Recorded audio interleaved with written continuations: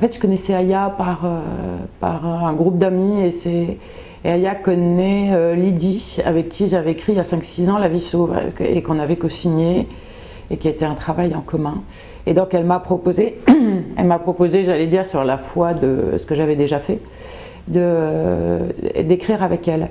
Et elle avait reçu une proposition déjà d'un éditeur, de Calman Levy, puisque elle avait, comme championne de haut niveau, elle avait un parcours qui était assez particulier. Ça semblait assez difficile pour elle de travailler d'une manière assez classique avec quelqu'un qui aurait travaillé voilà, à dissimuler derrière elle, avec voilà, quelque chose, disons, de plus journalistique dans un certain sens. Elle avait déjà écrit, c'est-à-dire qu'il y avait des textes, on partait d'un ensemble de textes qu'elle avait écrits, donc qui correspondaient à ce qu'elle ressentait, où il y avait des choses très importantes pour elle, et voilà.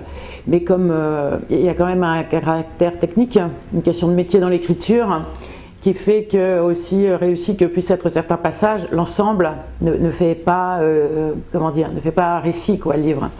Et donc on est parti déjà de ce texte qui existait, et après on a parlé, c'est-à-dire on a eu plusieurs conversations ensemble. Aya, c'est pas quelqu'un qui parle énormément a priori, ou alors qui se livre, qui se confie, donc c'était un exercice un petit peu périlleux. Et j'ai rencontré des gens autour d'elle. J'ai rencontré des gens parmi ses amis, un de ses entraîneurs, des gens de sa famille.